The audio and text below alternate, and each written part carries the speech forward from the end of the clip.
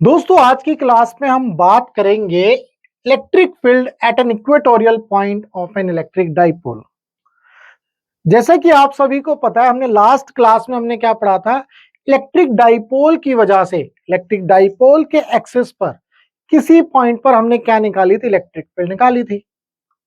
मैंने आपको यह भी बताया था जैसे चार्ज होता है उस चार्ज के चारों तरफ इलेक्ट्रिक फील्ड बनती है, बिल्कुल ऐसे ही इलेक्ट्रिक डाइपोल के केस में इलेक्ट्रिक डाइपोल के चारों तरफ फील्ड बनती है जिसे हम डाइपोल फील्ड बोल देते हैं। उस डाइपोल फील्ड की वैल्यू ही हम बेसिकली कैलकुलेट कर रहे हैं। तीन जगह पर हम जो है डाइपोल फील्ड कैलकुलेट करेंगे। पहला था डाइपोल के एक्सिस पर किसी पॉइंट पर, ठीक है जी, हमने जो है एक्सियल पॉइंट पर कैलकुलेट किया था लास्ट वीडियो में।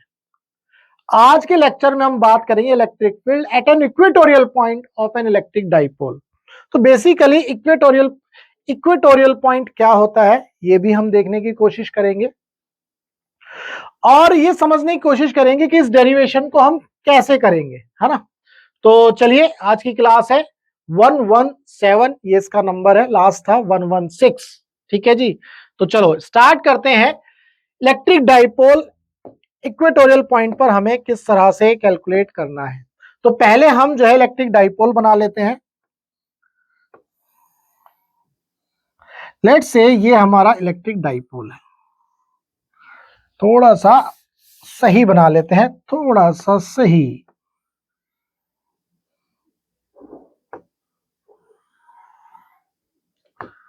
ये रहा जी, ये हमारा इलेक्ट्रिक डाइपोल। यहां पर इसमें जो चार्जेस हैं वो हम दिखा देते हैं। लेट्स से ये माइनस क्यू और ये हमारा प्लस क्यू, ठीक है जी। और ये जो है सेंटर वाली लाइन अभी हम ड्रॉ कर लेते हैं। तो अपनी पेन और कॉपी जो है भाई साहब साथ में लेकर के बैठिए। ये हमारी सेंटर वाली लाइन, ठीक है जी। तो यहां से जो डिस्टेंस है वो ए है,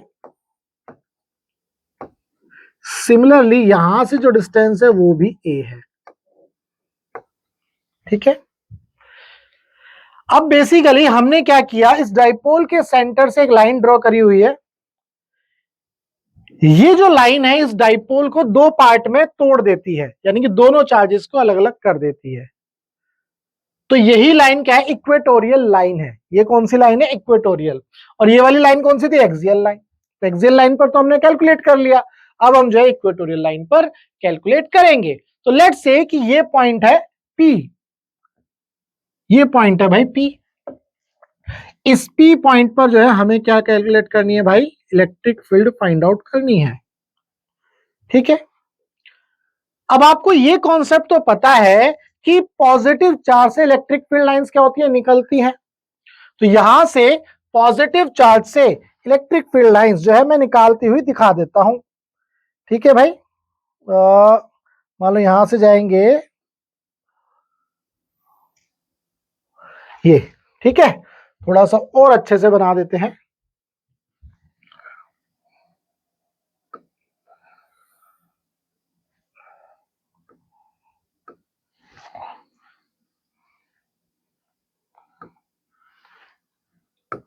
लेट्स से थोड़ा सीधा नहीं बना, मजा नहीं आया। ये फिर भी ठीक है, चलो भाई। ये आ गया electric field due to a plus q charge. अब आपको ये पता है कि जो इलेक्ट्रिक फील्ड नेगेटिव चार्ज की वजह से देखते हैं वो क्या होती है, टूवर्ड्स द नेगेटिव चार्ज होती है। तो लेट्स से वो ये वाली है electric field due to a, इसको थोड़ा सा छोटा बना लेते हैं। क्यों बनाएंगे थोड़ा छोटा, वो आपको समझ में आ जाएगा। ये आ गया electric field due to a plus q charge, ठीक है जी। तो यहां पर इसको थोड़ा सा इस डायरेक्शन में देखिए, तो यहां पर आ गया ये electric field due to a minus q charge.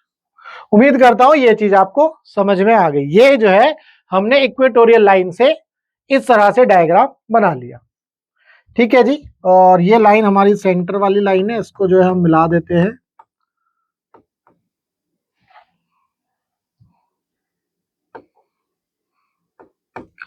ठीक है, ये हमने मिला दिया।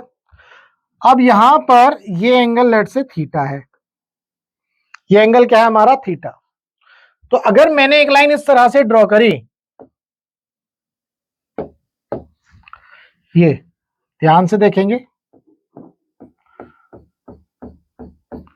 ये लाइन अगर इस तरह से ड्रॉ करी तो ये एंगल थीटा है, तो क्या आप ये बोल सकते हो कि ये वाला एंगल थीटा होगा, ये एंगल भी आपका क्या हो जाएगा, थीटा हो जाएगा। भाई ये एंगल थीटा है तो ये एंगल भी थीटा हो जाएगा, क्योंकि ये दोनों लाइन क्या है, पैरेलल है और ऑल्टरनेट एंगल बन रहे हैं। इसके बाद हम क्या करेंगे, ये देखो E प्लस क्यू और E माइनस क्यू, इनकी वजह से जो है इलेक्ट्रिक फील्ड हम देख लेंगे। तो यहां पर ये ए है, ये ए है। इक्वेटोरियल डिस्टेंस जो यहां से, ये सेंटर से, ध्यान से देखो, यहां से यहां तक की जो डिस्टेंस है, इसको मैं यहां बना लेता हूं।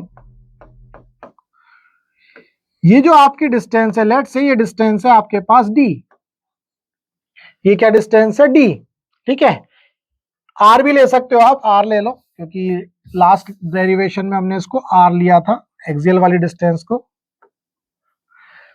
ठीक है। तो क्या हम इसको जो है पाइथागोरस थ्योरम से ये देख सकते हैं कि हमारे पास ये वैल्यू आ रही है r square plus a square. Similarly क्या ये वाली value r square plus a square मिल रही है। भाई ये जो डिस्टेंस है r square plus a square, ये वाली डिस्टेंस भी r square plus a square का स्क्वायर रूट। क्या हमें ये चीजें मिल रही है, बिल्कुल मिल रही है जी। उम्मीद करता हूं ये चीज आपको समझ में आ रही है। अब हम क्या करेंगे, ये आर है, ये सारी डिस्टेंसेस हमें मिल गई, तो अब मैं इलेक्ट्रिक फील्ड देखूंगा, electric field due to plus q. ध्यान से देखेंगे तो क्या आएगा, के क्यू अपॉन में डिस्टेंस का स्क्वायर, डिस्टेंस क्या आपकी r square plus a square, यानी कि ये आ गया r square plus a square, इसका क्या है, इसकी पावर है 2, के क्यू अपॉन में आर स्क्वायर, बेसिकली डिस्टेंस का स्क्वायर। तो यहां से हमारे पास क्या आ गया, E plus q is equal to k q upon में, ध्यान से देखेंगे, r square plus a square की ये स्क्वायर रूट में पावर 2 है, तो क्या हम ऐसे लिख सकते हैं r square plus a square, बिल्कुल लिख सकते हैं जी, ये लिख लिया। सिमिलरली क्या हम जो है electric field due to minus q charge लिख सकते हैं, वो क्या हो जाएगा, के क्यू अपॉन में, ध्यान से देखो ये डिस्टेंस है, तो ये क्या है r square plus a square, तो ये भी सेम ही आ जाएगा r square plus a square. क्या आप ये समझ पा रहे हैं या देख पा रहे हैं, electric field due to plus q charge, electric field due to plus q charge is equal to electric field due to minus q charge. उम्मीद करता हूं ये चीज आपको दिख रही है और समझ में आ रही है। भाई यानी कि इन दोनों का जो मैग्नीट्यूड है वो सेम है, क्या इन दोनों का मैग्नीट्यूड सेम है, बिल्कुल सेम है सर। तो क्या मैं अब ऐसा कर सकता हूं, इसको जो है मैं क्या कर लेता हूं, मैं इसको इक्वल कर देता हूं ई के, लेट से मैंने क्या कर दिया, इसको ई कर दिया, मैंने क्या कर दिया, इसको ई कर दिया, ठीक है जी। तो ये हमारा क्या बना भाई, ये भी मेरा ई हो गया और ये भी मेरा क्या बना, ई हो गया। उम्मीद करता हूं ये चीज आपको समझ में आ गई। अब मैं क्या करूंगा भाई, ये देखो ई, ये भी ई है, ये भी ई है, ये एंगल थीटा है, ध्यान से देखो ये एंगल थीटा है। अगर आप यहां देखो तो ये डिस्टेंस और ये डिस्टेंस सेम है, ये एंगल थीटा है, तो क्या ये एंगल थीटा बन रहा है, बिल्कुल बन रहा है। अगर ये एंगल थीटा है तो क्या ये वाला एंगल थीटा बन रहा है, बिल्कुल बन रहा है जी। उम्मीद करता हूं ये सारी चीजें आपको समझ में आ रही हैं। तो अब मैं क्या करूंगा, इसके दो कंपोनेंट बनाऊंगा, वेक्टर है, इसके भी दो कंपोनेंट बनाऊंगा। तो ये नेक्स्ट पेज पर जो है मैं आपको समझा देता हूं और बना करके दिखा देता हूं। लेट से ये कंपोनेंट है और एक ये कंपोनेंट है, तो ये हमारा ई है, ये हमारा ई है, ठीक है जी। और इसके बाद थोड़ा सा इक्वल बनाना है,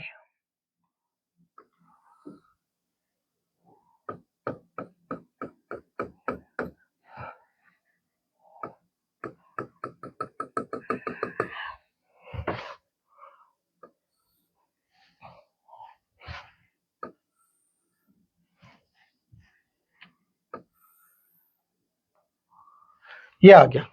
ठीक है जी, तो ये हमारा ये ई हो गया और ये भी ई हो गया। ये एंगल है थीटा और ये एंगल है थीटा। वहां जो है उस डायग्राम में वो हो जाती है, थोड़ा सा रायता पक जाता है, इसीलिए जो है उसको थोड़ा सा अलग पेज पर मैं बना करके आपको समझा रहा हूं। तो आप ध्यान से देखेंगे, इस ई वेक्टर का एक कंपोनेंट बनेगा, ये कंपोनेंट्स बनाऊंगा, इस ई वेक्टर का एक कंपोनेंट बनेगा ये वाला, ध्यान से देखो ये हो गया, और इसी का इस वेक्टर का एक कंपोनेंट बनेगा इस डायरेक्शन में। ये हमारा ये वेक्टर था, ये इस तरह से बना लो। ठीक है जी, इसके बाद ये वाला जो है इस वेक्टर, इसका भी एक कंपोनेंट बनेगा इस डायरेक्शन में, और इसका एक डाउनवर्ड कंपोनेंट बनेगा। तो ये ई वेक्टर का ये थीटा है, तो ये क्या बन जाएगा, ई साइन थीटा, ध्यान से देखो। और यहां पर ये कंपोनेंट क्या बनेगा, ई कॉस थीटा। सिमिलरली ये जो हमने यहां पर बनाया ई, इसका ये थीटा है, तो ये ई कॉस थीटा हो गया, और ये कंपोनेंट क्या बन गया, ई साइन थीटा। उम्मीद करता हूं ये चीज समझ में आ गई।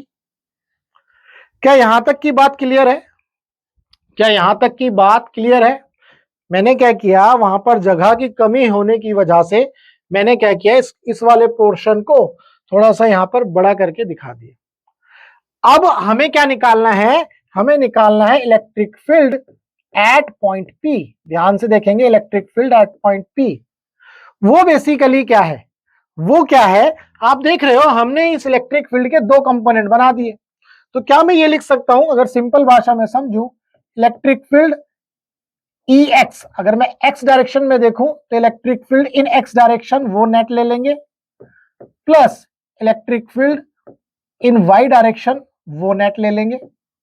भाई एक्स एक्सिस के along net direct net electric field देख लो, और वाई एक्सिस के अलोंग नेट इलेक्ट्रिक फील्ड देख लो।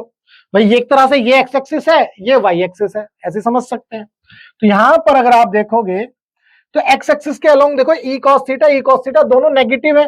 तो क्या अब मैं डायरेक्शन के साथ लूंगा, है ना, मैंने लास्ट वीडियो में बताया भी था, आप इसको डायरेक्शन के साथ लोगे तो समझ में आएगी चीजें। अब मैं इसको डायरेक्शन के साथ लूंगा, दोनों नेगेटिव डायरेक्शन में, तो क्या मैं ये लिख सकता हूं, माइनस ई कॉस थीटा, ठीक है जी, माइनस ई कॉस थीटा, ये दोनों हो गए।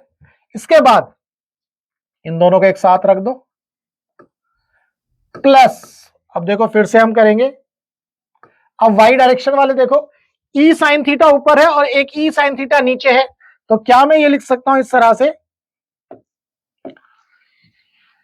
ई साइन थीटा ऊपर है तो पॉजिटिव, ठीक है जी, और ई साइन थीटा ये वाला जो है ये नीचे है, तो क्या मैं ऐसा लिख सकता हूं, माइनस ई साइन थीटा। ठीक है, बुक में तो बोल देगा ये दोनों कंपोनेंट जो है बराबर है और अपोजिट डायरेक्शन में, तो ये दोनों एक दूसरे को क्या कर देंगे, कैंसिल आउट कर देंगे समझने के लिए, बट मैंने इसको और दूसरे तरीके से भी इलैबोरेट कर दिया। तो यहां से आप देखो ई साइन थीटा और ई साइन थीटा ये उड़ जाएगा, क्यों, क्योंकि जो ई था ये तो सेम है और साइन थीटा भी सेम है, ये दोनों उड़ गए। यहां पर क्या आया आपके पास, यहां पर आ गया -2 ई कॉस थीटा। उम्मीद करता हूं यहां तक आपको कोई दिक्कत नहीं है। -2 ई कॉस थीटा क्लियर है जी।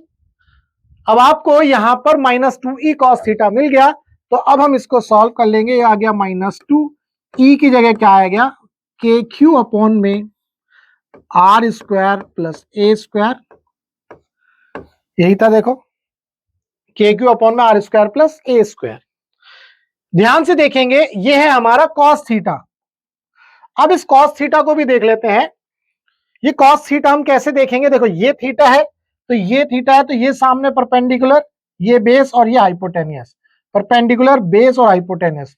तो कॉस थीटा क्या होता है, बेस अपॉन में हाइपोटेनियस, बेस अपॉन में हाइपोटेनियस। तो बेस कितना है ए और हाइपोटेनियस कितना है, स्क्वायर रूट में r square plus a square. तो कॉस थीटा की जगह क्या लिखेंगे, बेस अपॉन में स्क्वायर रूट में r square plus a square. उम्मीद करता हूं यहां तक कोई समस्या नहीं है। अब हम क्या करेंगे, यहां पर इस तरह से लिख लेंगे -2 के Q इंटू ए, ठीक है जी, डिवाइडेड बाई, क्या मैं इसको इस तरह से लिख सकता हूं, r square plus a square, यहां पावर है 1 और यहां है हाफ, तो क्या हम इसको इस तरह से लिख सकते हैं 3/2 बाई 1 प्लस हाफ, 2 एकम 2 एक 3, 3/2, ठीक है जी, ये आपको समझाने के लिए था, तो पावर कर दी 3/2। आगे, क्या यहां तक की बात क्लियर है भाई? अगर यहां तक की बात क्लियर है तो अब हमारे पास क्या फॉर्मूला बन गया, यह है electric field eight point P। तो हमें यह पता है जो हमारा P होता है वो क्या होता है, Q इंटू 2A, ये हमें पता है। तो Q into 2A, Q into 2A, ये हमें क्या मिल गया, KP, है ना। तो क्या मैं इस तरह से लिख सकता हूं, electric field eight point P, ये आ गया माइनस के इंटू पी डिवाइडेड बाई, ध्यान से देखेंगे क्या था, r square plus a square, r square plus a square की पावर 3/2। उम्मीद करता हूं यहां तक कोई समस्या नहीं है, ठीक है जी। माइनस के पी अपॉन में r square plus a square की पावर 3/2। अब जैसा कि हमने लास्ट लेक्चर में समझा था, ये भाई इलेक्ट्रिक फील्ड जो है कैसी क्वांटिटी है, ये वेक्टर क्वांटिटी है। जब ये वेक्टर क्वांटिटी है तो हमें इसकी डायरेक्शन लिखनी पड़ेगी, यानी कि इसको वेक्टर फॉर्म में लिखना पड़ेगा। तो मैंने आपको बताया था अगर हम किसी वेक्टर ए को लिखते हैं तो ये मोड ऑफ ए और यूनिट वेक्टर ऐसे लिखते हैं। तो यहां ध्यान से देखो, ये बेसिकली एक तरह से क्या बना हुआ है, अभी मैग्नीट्यूड है। अगर मैं इसके साथ क्या लिख दूंगा, यूनिट वेक्टर लिख दूंगा, तो मेरा काम बन जाएगा। तो मैं क्या काम करूंगा, electric field due two point P, पहले तो मैं इसको चेंज कर लेता हूं जो लास्ट क्लास में जैसे किया था, इस ईपी को मैं इस तरह से लिख लेता हूं ई इक्वेटोरियल। अब ये जो ई इक्वेटोरियल, ई इक्वा that is equal to minus k p upon में r square plus a square की पावर 3/2, ठीक है जी। तो अब मैं क्या करूंगा, इसको ई इक्वा, भाई इक्वेटोरियल के लिए लिख रहे हैं हम, यहां से आ जाएगा माइनस के पी अपॉन में r square plus a square की पावर 3/2। अब अगर मुझे इसको वेक्टर फॉर्म में लिखना है तो क्या करूंगा, ये तो मैग्नीट्यूड है, तो मुझे यहां पर क्या चाहिए, एक यूनिट वेक्टर चाहिए। ये आ गया जी इलेक्ट्रिक फील्ड का यूनिट वेक्टर। क्या यहां तक की बात क्लियर है? बिल्कुल क्लियर है सर। अब मजे की बात यह है, अब आप यहां पर ध्यान से देखेंगे, यहां पर जो इलेक्ट्रिक फील्ड आई है आपकी, अगर आप ध्यान से देखेंगे ये ई कैप है, तो क्या, अच्छा इसको मैं ऐसे भी लिख सकता हूं, के पी अपॉन में r square plus a square की power 3/2 into negative of E cap. क्या ऐसा लिखा जा सकता है? बिल्कुल लिखा जा सकता है, ठीक है जी। ध्यान से देखो, अब हम इसे वेक्टर फॉर्म में लिखने वाले हैं, तो इसका मतलब यह है जो इसका नेट इलेक्ट्रिक फील्ड आ रही है वो हमें इस डायरेक्शन में मिल रही है, यह है हमारी ई इक्वा। क्या ये इलेक्ट्रिक फील्ड, क्या ये इलेक्ट्रिक फील्ड जो इसकी डाइपोल मूवमेंट है उस डायरेक्शन के अपोजिट है? यहां पर आपकी डाइपोल मूवमेंट चलेगी भैया, नेगेटिव चार्ज से पॉजिटिव चार्ज की तरफ चलती है। क्या आप देख पा रहे हो, नेगेटिव जो इसकी ई इक्वा है, जो नेट इलेक्ट्रिक फील्ड है, इस केस में वो क्या है, इसकी डायरेक्शन के क्या है, अपोजिट है, यानी कि डाइपोल मोमेंट की डायरेक्शन के क्या है, अपोजिट है ना। तो यहां से हम क्या कर सकते हैं, यहां से क्या मैं ये लिख सकता हूं, ध्यान से देखेंगे, ये चीजें जो है बुक में आसानी से समझ में नहीं आती, इसीलिए बहुत ज्यादा कंफ्यूजन रहती है। क्या मैं इसको ये लिख सकता हूं, जो ई कैप है ये नेगेटिव में, that is equal to p unit vector.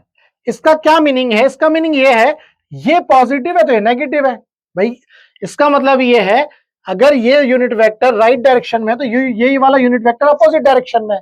For example अगर मैं बोलता हूं -5 i cap that is equal to +5i cap. इसका यही तो मीनिंग है कि भाई ये अगर पॉजिटिव है तो ये नेगेटिव है ना, ये इसका मीनिंग है। अब क्या मैं इसको इस तरह से लिख सकता हूं, ध्यान से समझो इसको, क्या मैं इस ई कैप को क्या ऐसे भी लिख सकता हूं, -p ई कैप, -p कैप।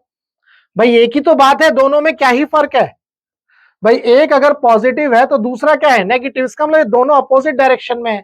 एक अगर प्लस एक्स एक्सिस की तरफ है तो दूसरा -x एक्सिस की तरफ है। एक अगर +y एक्सिस की तरफ है तो दूसरा -y एक्सिस की तरफ है। ये बात आपको समझनी है। उम्मीद करता हूं ये पॉइंट आपको समझ में आ गया। तो यहां पर हम क्या लिख सकते हैं, यहां पर क्या मतलब नेक्स्ट पेज पर हम लिखेंगे E equal that is equal to KP upon में R² प्लस A² की पावर 3/2 इंटू, ध्यान से देखो यहां क्या था, -e कैप था, तो क्या मैं इसको ऐसे लिख सकता हूं, -p कैप। ये लिखा जा सकता है भाई, बिल्कुल, तो यही तो इसका मीनिंग है। ठीक है जी, तो यहां से E equal that is equal to, यहां पर क्या आ गया, K, ये वाला माइनस एज इट इज रहने दो, तो मैं इसको लिखता हूं P into P cap divided by R² plus A² की पावर 3/2। अब मैं यहां क्या कर सकता हूं, मैं यहां क्या करूंगा, -k, और ये एक ए वेक्टर इंटू ए कैप, मतलब ए वेक्टर निकालना है तो mode of A into A cap, तो है ना, तो ये बन गया आपका बेसिकली ए वेक्टर की तरह P vector divided by R² plus A² की पावर 3/2। ये आ गया E इक्वा, और ये आ गया आपका वेक्टर फॉर्म में। उम्मीद करता हूं ये चीज आपको समझ में आ गई। भाई ये समझ में आ गया कि कैसे आया। अब हम जितनी भी चीजें करेंगे, यानी कि हम जितनी भी चीजें यहां पर पढ़ेंगे, वो किसके लिए पढ़ेंगे, शॉर्ट डाइपोल के लिए। किसके लिए पढ़ेंगे हम, शॉर्ट डाइपोल के लिए। जब हम शॉर्ट डाइपोल के लिए पढ़ेंगे तो ये जो आर है ये बेसिकली बहुत ज्यादा बड़ा है ए से, तो इसका स्क्वायर तो और भी ज्यादा बड़ा होगा, ये मैंने लास्ट लेक्चर में बताया था। ठीक है जी, तो जब ये ज्यादा बड़ा होगा तो हम इसको क्या कर देंगे, नेग्लेक्ट कर देंगे। लास्ट लेक्चर में जाकर के देख लो कैसे था, इसको हम नेग्लेक्ट कर देंगे तो ये वैल्यू हमारी आ जाएगी E इक्वा वेक्टर फॉर्म में -KP डिवाइडेड बाई, ये नेग्लेक्ट कर देंगे तो R की पावर 2 और 3/2, तो 2 से 2 कैंसिल हो गया तो R की पावर 3 मिलेगा आपको। तो ये आपके पास वेक्टर फॉर्म में आ गया है। और अगर इसको मैग्नीट्यूड के फॉर्म में देखना है शॉर्ट डाइपोल के लिए, तो ये आपके पास KP अपॉन में R³, KP अपॉन में R³। उम्मीद करता हूं ये डेरिवेशन भी आपको अच्छे से क्लियर हो गया। ठीक है जी, अब यहां पर एक बात समझने वाली है, वो क्या है, ई एक्सियल हमारा क्या था, ध्यान से देखोगे, ई एक्सियल हमारा था शॉर्ट डाइपोल के लिए 2KP अपॉन में R³।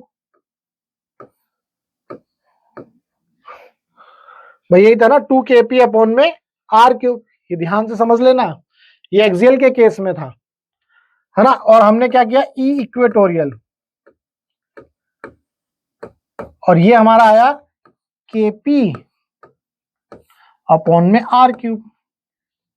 ठीक है, अब क्या मैं ये लिख सकता हूं, क्या मैं ये लिख सकता हूं, ई एक्सियल जो है वो बेसिकली 2 टाइम्स ऑफ ई इक्वा है, क्या मैं ये लिख सकता हूं, बिल्कुल जी लिख सकते हैं, लेकिन एक बात आपको यहां ध्यान रखनी है, वो क्या है, ध्यान से देखो। अब वो क्या है ये बात आपको ध्यान से समझनी थी, आंख बंद करके नहीं लिखना है भाई। लेट्स से ये शॉर्ट डाइपोल है, इस शॉर्ट डाइपोल का ये एक्सिस है, ठीक है जी, ये इक्वेटोरियल लाइन है, तो ध्यान से समझना है। सेंटर में नहीं आई इसीलिए जो है दोबारा बना रहे हैं, ठीक है। तो अब ये बेसिकली जैसे इक्वेटोरियल सॉरी एक्सियल पर मान लो ये पॉइंट था, तो ये डिस्टेंस हमारी आर थी जब हम एक्सियल के लिए देख रहे थे। इक्वेटोरियल के लिए भी यही डिस्टेंस हम देखेंगे, तो बेसिकली उतनी ही डिस्टेंस देखनी है भाई, ये भी आर है, यानी कि ये डिस्टेंस और ये डिस्टेंस बराबर है, तब आप ये फॉर्मूला फिट करोगे, ये ध्यान रखना। जब आर आपका सेम है, ये वाला आर जो एक्सियल के केस में है, किस केस में है, ये एक्सियल के केस में, यानी कि ये वाला आर है, ध्यान रखना ये, और ये वाला किस केस में है, ये आपका इक्वा के केस में है, और ये कौन सा है, ये वाला आर है। तो कंफ्यूजन में मत आ जाना, हमेशा सोचो अरे ये तो हमेशा ही सेम होते हैं, नहीं नहीं नहीं नहीं। कब होगा ये वाली इक्वेशन, कब फिट बैठेगी, जब ये वाला ये आर और ये आर दोनों हमें क्वेश्चन में सेम दिया जाएगा, तब हम जो है इस इक्वेशन को बोल सकते हैं कि ई एक्सियल जो है 2 टाइम्स ऑफ ई इक्वेटोरियल है। ई एक्सियल जो है हमारा क्या है, 2 टाइम्स ऑफ ई इक्वेटोरियल है। उम्मीद करता हूं दोस्तों आपको इस लेक्चर में ये जो डेरिवेशन है electric field at an equatorial point due to an electric dipole अच्छे से समझ में आ गया। अगर आपका इसके अलावा कोई डाउट है फिजिक्स में, तो आप जो है इस नंबर पर व्हाट्सएप कर सकते हैं। कृपया करके जो है आप जो भी लेक्चर देख रहे हैं अपनी पेन कॉपी साथ लेकर के बैठिए, तो मजा आएगा, आपको सारी चीजें अपने हाथ से लिखिए, तभी आपको फिजिक्स पढ़ने में मजा आएगा। यहाँ पर डेरिवेशन लिखा होता, मैं उसको एक्सप्लेन करता, थ्योरी लिखी होती उसको एक्सप्लेन करता, उसमें मजा नहीं है जब तक आप अपने हाथ से नहीं लिखेंगे, ठीक है जी। चलिए, तो दोस्तों अगर आपको डाउट है तो आप इस नंबर पर व्हाट्सएप कर सकते हैं। जब भी आप अपना डाउट व्हाट्सएप करेंगे तो आपको इस तरह का एक मैसेज मिलेगा, उस मैसेज में आपसे आपका नाम, आपकी सिटी और किस एग्जाम के लिए प्रिपेयर करो ये आपसे पूछा जाता है। तो कृपया करके वो डिटेल जरूर दीजिए, ताकि आपका कोई भी डाउट होगा फ्यूचर में तो मेरे को याद रहेगा, यानी कि आपका नाम कौन है, आप कहां से हो, मैं रिकॉग्नाइज कर पाऊंगा, ठीक है जी। इस मैसेज में आपको 2 लिंक मिलेंगे, एक हमारे यूट्यूब चैनल का लिंक है और एक हमारे व्हाट्सएप चैनल का लिंक है। तो कृपया करके यूट्यूब चैनल को सब्सक्राइब कर दो और जो है भाई व्हाट्सएप चैनल को जरूर ज्वाइन कर लेना, क्योंकि जितने भी डाउट वाली वीडियो है या कोई भी वीडियो है मैं जो है व्हाट्सएप चैनल पर जरूर शेयर करता हूं उसका लिंक, ठीक है जी। तो अगर आपको डाउट है तो इस नंबर पर व्हाट्सएप करना है। देखो हमारा मकसद है टीच फ्री फॉर इंडिया, यानी कि आप इंडिया के किसी भी कोचिंग सेंटर में पढ़ते हो, चाहे अड्डा में, चड्डा में, गड्ढा में, फड्डा में, पीडब्ल्यू में, वीएमसी में, टीएमसी में, सीडब्ल्यू में, कहीं भी फिजिक्स में डाउट है, सॉल्व नहीं हो रहा है, तो आपको बस यही करना है, आपको अपना फोन उठाना है और उस फोन में व्हाट्सएप पर ये नंबर डालना है और अपना डाउट शेयर कर देना है। हम आपके डाउट का बेस्ट वीडियो सॉल्यूशन आपको बना करके देंगे, ठीक है जी। तो दोस्तों आज की क्लास में हमने जो है electric field due to an electric dipole at an equatorial point अच्छे से समझा। नेक्स्ट क्लास में हम जो है इलेक्ट्रिक फील्ड पढ़ेंगे इलेक्ट्रिक डाइपोल की वजह से ही किसी भी पॉइंट पर वो हम समझने की कोशिश करेंगे। तो चलिए मिलेंगे हम अपनी नेक्स्ट वीडियो में।